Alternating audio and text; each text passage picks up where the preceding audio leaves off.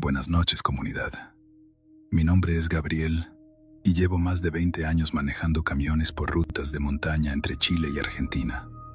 He cruzado la cordillera de los Andes en invierno, en verano, con tormentas de nieve y con neblina tan espesa que a veces apenas se puede ver el capó del camión. En este trabajo, uno aprende muchas cosas: a confiar en el motor, a respetar la montaña y sobre todo a mantener siempre la radio encendida, porque en esos caminos la radio puede ser la diferencia entre volver a casa o quedarse perdido en algún barranco sin que nadie lo sepa. Lo que voy a contar pasó hace unos 15 años, en una de esas rutas angostas que serpentean por la montaña. Carreteras viejas, con curvas cerradas una detrás de otra, roca viva a un lado y vacío al otro, sin barreras en muchos tramos. Aquella noche, yo llevaba un cargamento de repuestos mecánicos hacia el otro lado de la cordillera. No era una carga pesada, pero sí urgente, y por eso había decidido cruzar el puerto de montaña durante la madrugada, para evitar el tráfico del día. Al principio todo parecía normal. El cielo estaba oscuro, pero despejado, y el aire frío bajaba desde las cumbres, como una corriente constante. Sin embargo, a medida que fui subiendo, la niebla comenzó a aparecer lentamente, primero como un velo tenue que flotaba sobre el asfalto, y luego como una pared blanca que parecía tragarse todo a su alrededor. Bajé la velocidad y pasé a segunda. En esos caminos, no se juega con la suerte. La radio CB estaba encendida como siempre, aunque durante casi una hora no se escuchó nada más que estática y el leve crujido de las frecuencias vacías. No era raro. A esas horas pocos camioneros se aventuran a cruzar la cordillera. Recuerdo que estaba tomando una curva particularmente cerrada cuando la radio estalló de repente con un chasquido fuerte, seguido de un ruido blanco que me hizo bajar el volumen instintivamente. Pensé que era una interferencia cualquiera, hasta que entre la estática escuché una voz. Era una voz femenina, temblorosa, cargada de miedo. La mujer hablaba rápido, casi sin respirar, diciendo que necesitaba ayuda, que su camión estaba detenido al borde del precipicio y que las ruedas traseras ya no tocaban bien el suelo. Por un momento creí que había escuchado mal, así que acerqué la mano al micrófono y pregunté quién estaba hablando. Hubo unos segundos de silencio y luego la voz volvió a escucharse, esta vez más clara. Por favor, ¿hay alguien en la frecuencia? Estoy en la curva del mirador viejo. El camión no tiene tracción, y si se mueve un poco más, voy a caer al vacío. Les juro que el miedo en su voz era tan real que se me erizó la piel. Yo sabía exactamente dónde estaba esa curva. Era un tramo peligroso, famoso entre los camioneros porque el asfalto desaparecía en algunos puntos y la tierra suelta podía hacer que las ruedas patinaran. Le respondí que se calmara, que yo estaba relativamente cerca y que intentaría llegar hasta ella. Le pregunté si podía salir del camión, pero la mujer respondió que no. Dijo que sentía el vehículo inclinarse cada vez que se movía y que tenía miedo de provocar la caída. Mientras hablábamos, yo avanzaba lentamente entre la niebla, buscando cualquier señal de luces rojas en la distancia. La radio empezó a llenarse de chasquidos otra vez. La señal se cortaba y regresaba como si el viento estuviera jugando con la frecuencia. ¿Cuánto te falta?, preguntó la mujer, con voz ahogada. Le respondí que no mucho, que siguiera con el freno puesto y que tratara de no entrar en pánico. Aquellos minutos se me hicieron eternos. La niebla era tan espesa que apenas podía ver unos metros delante del camión. En ese tipo de condiciones uno maneja casi por memoria, recordando cada curva y cada pendiente del camino. Finalmente, llegué al tramo que ella había descrito, una curva amplia que se abría hacia un pequeño mirador natural, desde donde durante el día Se podían ver kilómetros de montaña. Aquella noche, sin embargo, el paisaje estaba completamente cubierto por la neblina. Reduje a primera y avancé tan despacio que el motor parecía murmurar en lugar de rugir. Busqué con la mirada algún destello rojo, cualquier señal de un camión detenido. Al principio no vi nada, pero entonces, a lo lejos, entre la bruma, apareció un brillo débil que parpadeaba como una luz intermitente. Sentí un pequeño alivio al verlo. Eso significaba que la mujer realmente estaba ahí. Tomé el micrófono y le dije que ya podía verla, que se quedara tranquila porque estaba llegando. La radio respondió con un ruido agudo, como un silbido eléctrico, y luego escuché su voz otra vez, pero distorsionada. Rápido. El camión se mueve. Después de eso, la señal se perdió. Apreté los dientes y avancé un poco más rápido, aunque en esos caminos acelerar nunca es buena idea. El brillo rojo seguía parpadeando unos metros adelante, como si estuviera escondido detrás de la niebla. Cuando estaba a punto de entrar en la recta que llevaba al mirador, las luces desaparecieron de golpe. No se apagaron lentamente, simplemente se extinguieron, como si alguien hubiera cortado la electricidad de un segundo a otro. Frené de inmediato. Durante unos segundos esperé escuchar el ruido de metal cayendo por el barranco, ese sonido terrible que todos los camioneros conocen demasiado bien, pero no escuché nada. Solo el silencio profundo de la montaña y el leve murmullo del motor en ralentí. Me quedé quieto dentro de la cabina, con las manos en el volante, tratando de decidir qué hacer. Después de un momento agarré la linterna que siempre llevo en la puerta y bajé del camión con cuidado.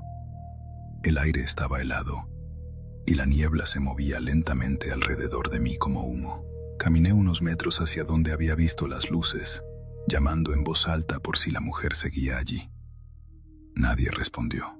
No había rastro de otro camión, ni marcas frescas en la tierra, ni siquiera olor a combustible. Aquello no tenía sentido.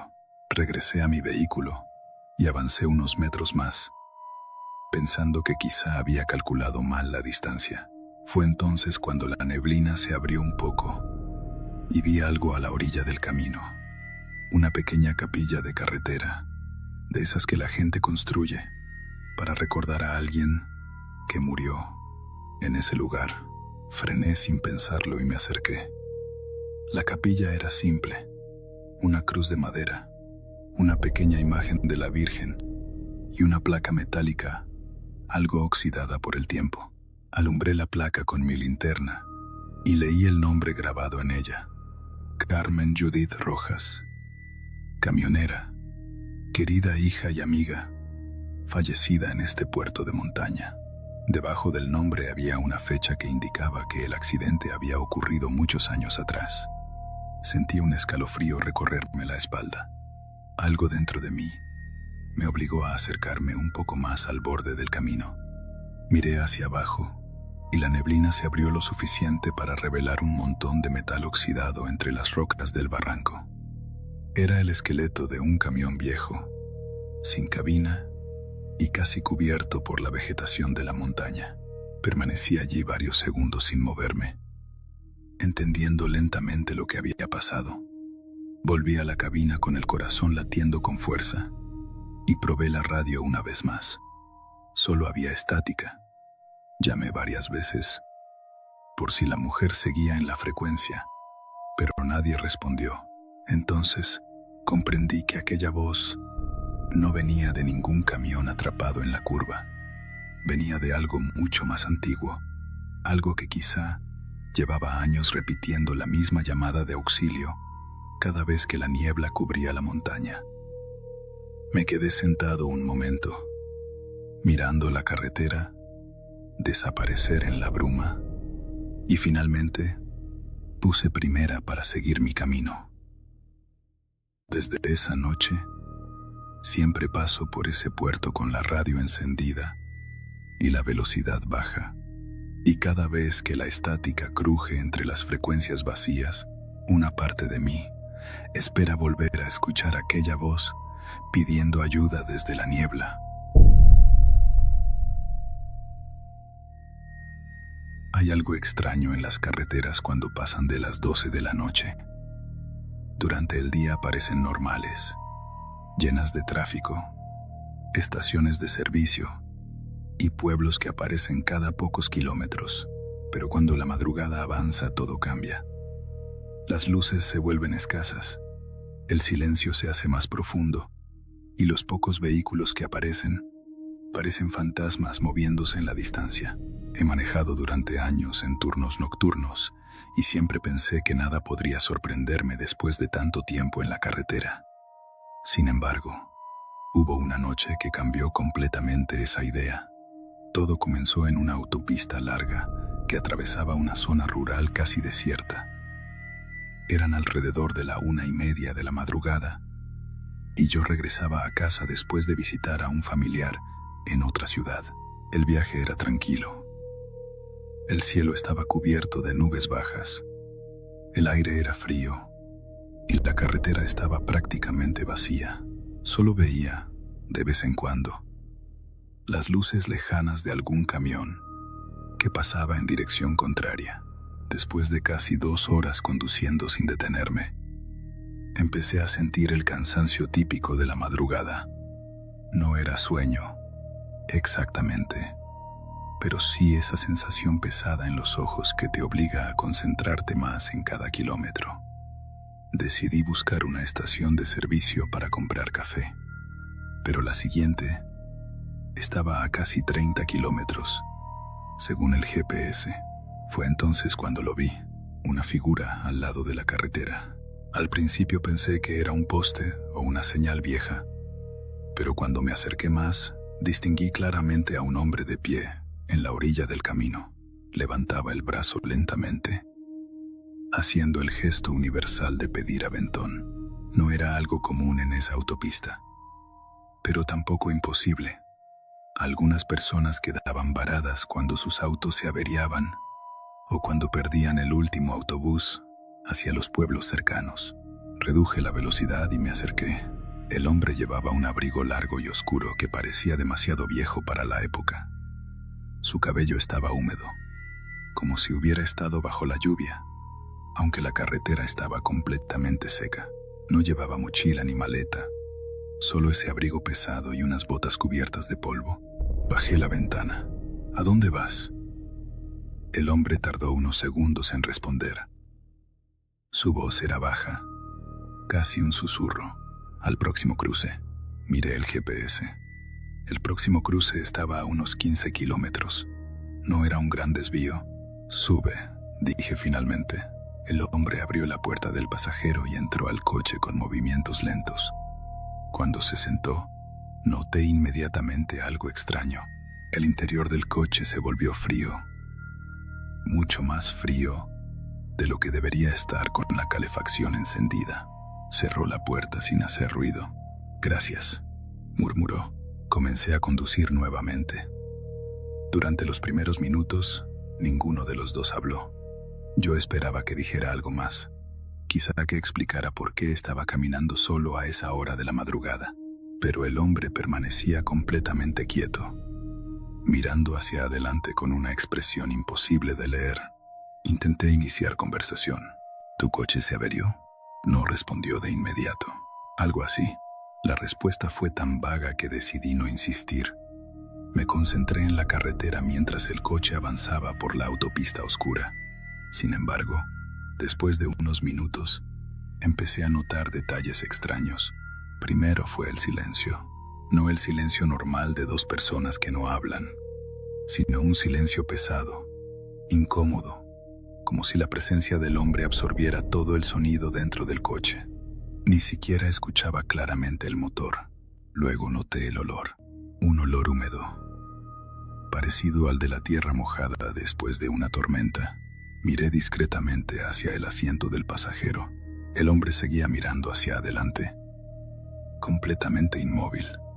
«¿De dónde vienes?», pregunté, más por romper el silencio que por verdadera curiosidad. El hombre giró lentamente la cabeza hacia mí. Sus ojos eran extraños. No sabría decir exactamente por qué. No eran completamente negros ni completamente claros, pero había algo en ellos que parecía demasiado profundo, como si la luz no se reflejara de la manera normal. «De aquí», respondió. La respuesta no tenía sentido. «¿De aquí dónde?», pregunté. El hombre volvió a mirar hacia la carretera. «De esta carretera». Sentí un escalofrío. Decidí no preguntar más. Pasaron varios minutos. Mientras el coche avanzaba, el GPS indicaba que el cruce estaba cada vez más cerca. Pensé que pronto lo dejaría allí y todo terminaría como una historia extraña, pero sin importancia. Entonces miré el espejo retrovisor. Por alguna razón, había decidido revisar el tráfico detrás de mí, pero lo que vi me hizo tensar las manos sobre el volante. El asiento trasero estaba vacío. Eso era normal. Lo extraño era otra cosa. En el espejo no se veía el reflejo del pasajero. El asiento del copiloto aparecía vacío en el reflejo. Mi mente intentó encontrar una explicación lógica. Tal vez el ángulo del espejo. Tal vez la oscuridad dentro del coche. Ajusté ligeramente el retrovisor. El asiento seguía vacío, pero el hombre estaba ahí, sentado a menos de 1 metro de mí. Tragué saliva lentamente. ¿Vive cerca del cruce?, pregunté intentando mantener la voz estable. El hombre respondió sin mirarme. Más o menos. Miré de nuevo el espejo. Nada. El asiento del pasajero seguía sin reflejo. El miedo empezó a crecer lentamente en mi pecho. No era un miedo repentino, sino algo más profundo.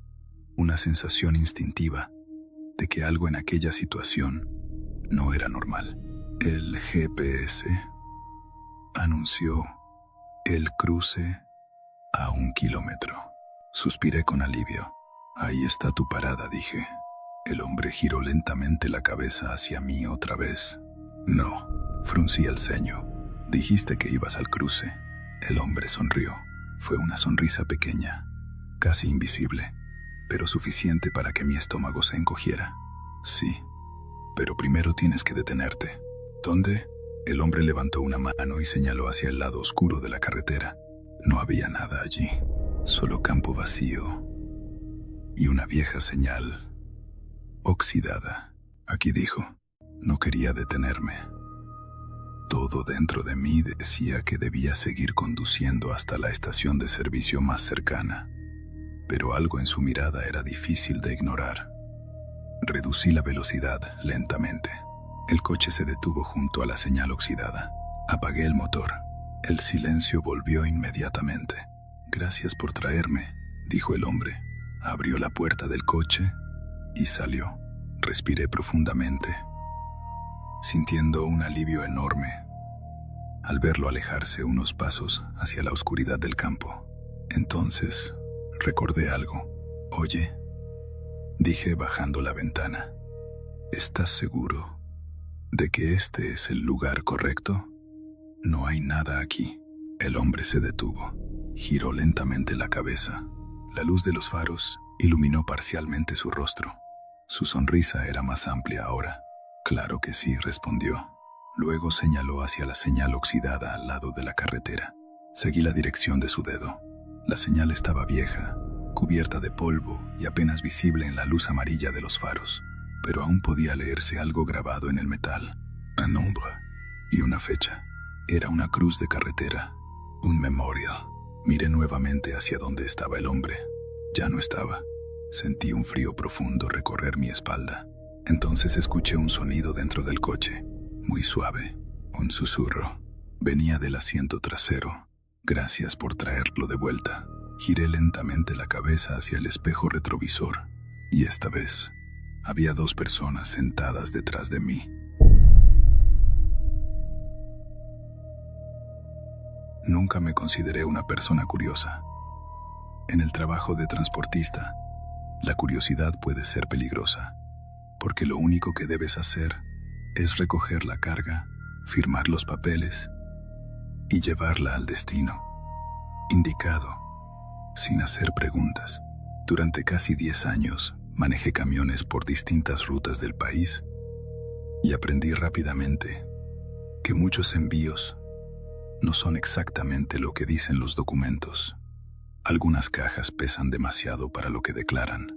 Otras hacen ruidos extraños cuando el camión pasa por baches. Aquella noche, sin embargo, recibí un encargo diferente a cualquier otro que hubiera tenido antes. Era casi medianoche cuando el jefe del almacén me llamó y me dijo que necesitaban a alguien para hacer un traslado urgente hacia una zona industrial a 4 horas de distancia, un viaje sencillo por una carretera prácticamente vacía a esas horas.